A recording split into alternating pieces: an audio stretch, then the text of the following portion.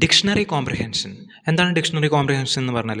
ഒന്നുമില്ല, ഒരു single line of code use ചെയ്തുകൊണ്ട് നമുക്കൊരു ഡിക്ഷണറി ക്രിയേറ്റ് ചെയ്യാമെന്നുള്ളതാണ് ഡിക്ഷണറി കോംപ്രിഹെൻഷൻ എന്നതുകൊണ്ട് ഉദ്ദേശിച്ചിരിക്കുന്നത്.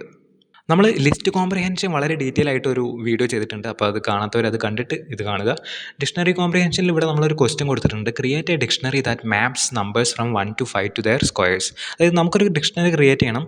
എന്താണ് 1 മുതൽ 5 വരെയുള്ള നമ്പേഴ്സും ആ ഓരോ നമ്പറിനെയും അതിൻ്റെ സ്ക്വയറായിട്ട് മാപ്പ് ചെയ്തുകൊണ്ടുള്ളൊരു കീ വാല്യൂ പെയേഴ്സ് ഉള്ള ഒരു ഡിക്ഷണറി ക്രിയേറ്റ് ചെയ്യാനാണ് നമ്മളോട് പറഞ്ഞിരിക്കുന്നത്. അപ്പോൾ നമ്മൾ സാധാരണ രീതിയിൽ എന്താ ചെയ്യുക? അപ്പോൾ ആദ്യം തന്നെ നമ്മളൊരു എംപ്റ്റി ആയിട്ടുള്ള ഒരു ഡിക്ഷണറി ക്രിയേറ്റ് ചെയ്യണം. ഞാനതിന് സ്ക്വയേഴ്സ് എന്നുള്ള പേരാണ് കൊടുത്തിരിക്കുന്നത്.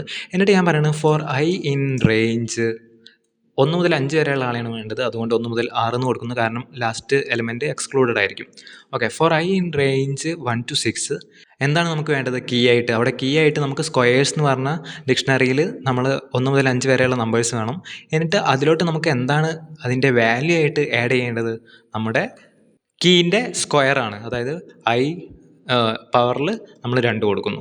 ഓക്കെ, ഇങ്ങനെയാണെങ്കിൽ നമുക്കൊന്ന് സ്ക്വയേഴ്സ് പ്രിൻറ്റ് ചെയ്ത് നോക്കാം. സ്ക്വയേഴ്സ് എന്ന് പറഞ്ഞിട്ടുള്ള നമ്മുടെ ഡിക്ഷണറി ഒന്ന് പ്രിൻറ്റ് ചെയ്ത് നോക്കാം. ഇവിടെ എന്താ പറയുന്നത്? സ്ക്വയേഴ്സ് ഈസ് നോട്ട് ഡിഫൈൻഡോ? ഞാൻ സ്പെല്ലിങ് തെറ്റിപ്പോയോ?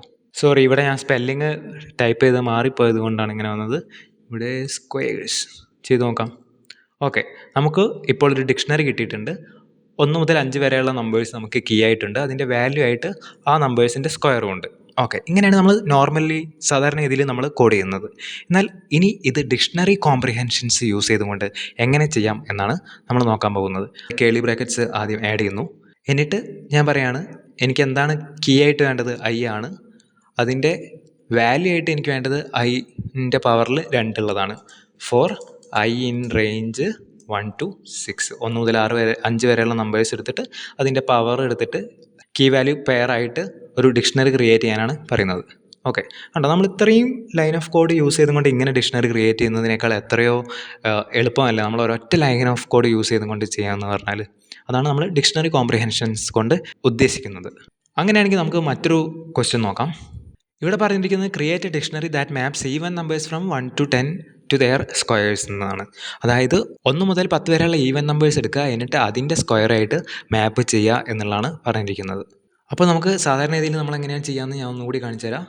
സാധാരണ രീതിയിൽ നമ്മൾ ആദ്യം തന്നെ ഒരു എംപ്റ്റി ഡിക്ഷണറി ക്രിയേറ്റ് ചെയ്യും. For I in range 1 to 11, അതായത് 10 വരെയാണ് വേണ്ടത്, അതുകൊണ്ട് നമ്മൾ 1 to 11 എന്ന് പറയുന്നു.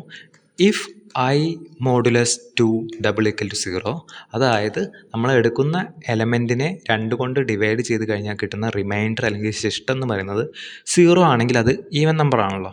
അങ്ങനെയുള്ള ഈവൻ നമ്പർ ആണെങ്കിൽ നമ്മൾ എന്ത് ചെയ്യണം? എസ്സിലോട്ട് നമ്മൾ ആ എലമെൻറ്റിന് കീ ആയിട്ട് എടുക്കണം. എന്നിട്ട് അതിൻ്റെ വാല്യൂ ആയിട്ട് നമ്മൾ കൊടുക്കേണ്ടത് എന്താണ്? ആ എലമെൻറ്റിൻ്റെ സ്ക്വയറാണ്. ഓക്കെ, ഇതാണ് നമ്മുടെ സാധാരണ രീതിയിൽ നമ്മൾ ചെയ്യുന്ന മെത്തേഡ് ഡിക്ഷണറി ക്രിയേറ്റ് ചെയ്യാൻ വേണ്ടിയിട്ട്. നമുക്കൊന്ന് ഡിക്ഷണറി പ്രിൻറ്റ് ചെയ്ത് നോക്കാം.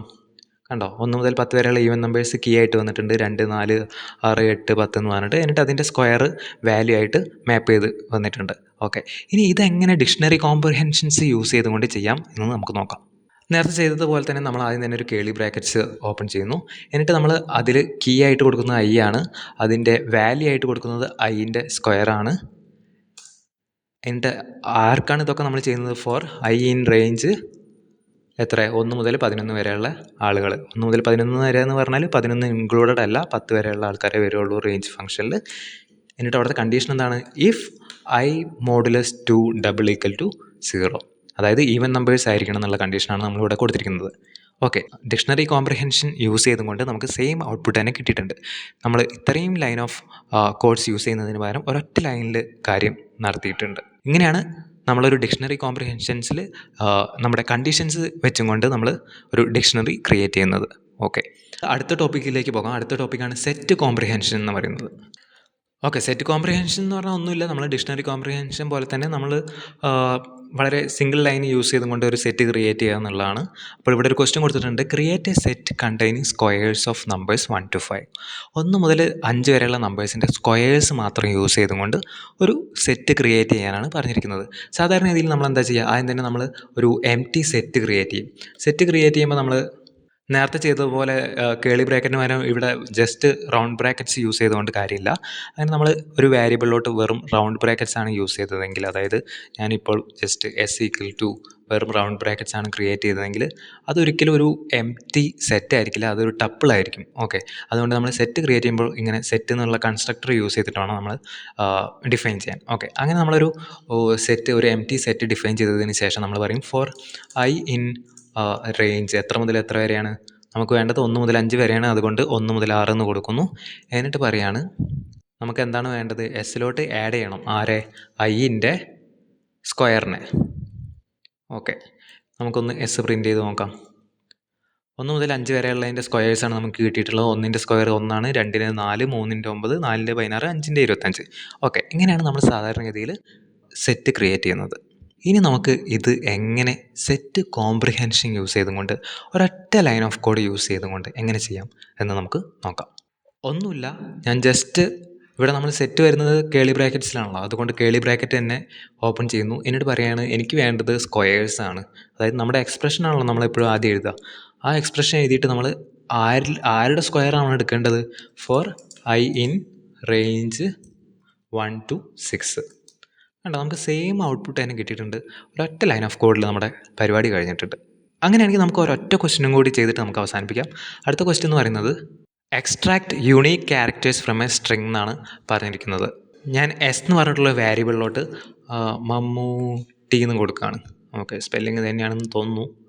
ഓക്കെ, എന്നിട്ട് എന്താണ് എന്നോട് പറഞ്ഞിരിക്കുന്നത്, ഈ ഒരു സ്ട്രിങ്ങിലെ യുണീക്കായിട്ടുള്ള ക്യാരക്ടേഴ്സിനെ എക്സ്ട്രാക്ട് ചെയ്യാൻ. യുണീക്കായിട്ടുള്ള ക്യാരക്ടർ എന്ന് പറഞ്ഞാൽ റിപ്പീറ്റ് ചെയ്യാത്ത ക്യാരക്ടറിനെ എക്സ്ട്രാക്ട് ചെയ്യണം. അങ്ങനെയാണെങ്കിൽ സാധാരണഗതിയിൽ നമ്മൾ നേരത്തെ പറഞ്ഞ പോലെ തന്നെ നമ്മൾ ആദ്യം തന്നെ ഒരു എംപ്റ്റി സെറ്റ് നമ്മൾ ക്രിയേറ്റ് ചെയ്യുന്നു. യുണി എന്നാണ് ഞാൻ പേര് കൊടുത്തിരിക്കുന്നത്. എന്നിട്ട് പറയുന്നത് ഫോർ I in S, അതായത് ഈ ഒരു സ്ട്രിങ്ങിലെ ഓരോ ക്യാരക്ടറിനെ എടുത്തിട്ട് നമ്മുടെ സെറ്റിൻ്റെ പേര് എഴുതുന്നു, യുണി ഡോട്ട് ആഡ് I.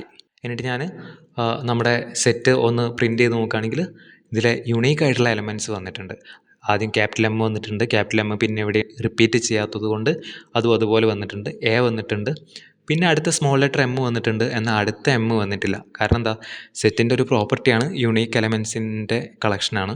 അപ്പോൾ ഒരു വട്ടം M വന്നു കഴിഞ്ഞാൽ പിന്നെ അടുത്ത M അതിലോട്ട് ആഡ് ആകത്തില്ല. ഓക്കെ, അങ്ങനെയാണ് നമ്മൾ സാധാരണ രീതിയിൽ സെറ്റ് ക്രിയേറ്റ് ചെയ്യുന്നത്. ഓക്കെ, ഇനി ഇത് സെറ്റ് കോംപ്രിഹെൻഷൻസ് യൂസ് ചെയ്ത് ചെയ്യുകയാണെങ്കിൽ എന്താണ് ചെയ്യേണ്ടത്, ഒന്നുമില്ല, നമ്മുടെ എക്സ്പ്രഷൻ എന്താ, നമ്മുടെ ക്യാരക്ടറിനെ ആഡ് ചെയ്യാന്നുള്ളത് മാത്രമാണ്. I ആണ് നമ്മുടെ expression, for I in S. കണ്ടോ, ഒറ്റയടിക്ക് നമുക്ക് ഔട്ട്പുട്ട് കിട്ടി. എത്ര ഈസിയാണ്. ഈ ഫോർ ലൂപ്പ് ഇങ്ങനെ വാരി വലിച്ചെഴുതുന്നതിന് പകരം ഒരൊറ്റ ലൈനിൽ നമുക്ക് കാര്യങ്ങൾ ചെയ്യാൻ പറ്റി. ഇത്രയൊക്കെയാണ് ഡിക്ഷണറി കോംപ്രിഹെൻഷൻ അല്ലെങ്കിൽ സെറ്റ് കോംപ്രിഹെൻഷനായിട്ട് നമുക്ക് പഠിക്കാനുള്ളത്. ജസ്റ്റ് അറിഞ്ഞിരിക്കുക, വളരെ യൂസ്ഫുൾ ആയിരിക്കും. പല ഏരിയയിലും നമുക്ക് ഉപയോഗിക്കാൻ പറ്റും. ഇപ്പം ഡാറ്റ സയൻസിലാണെങ്കിൽ കൂടി നമുക്ക് വളരെ യൂസ്ഫുൾ ആയിട്ടുള്ളതാണ് ഡിക്ഷണറി കോംപ്രിഹെൻഷനൊക്കെ.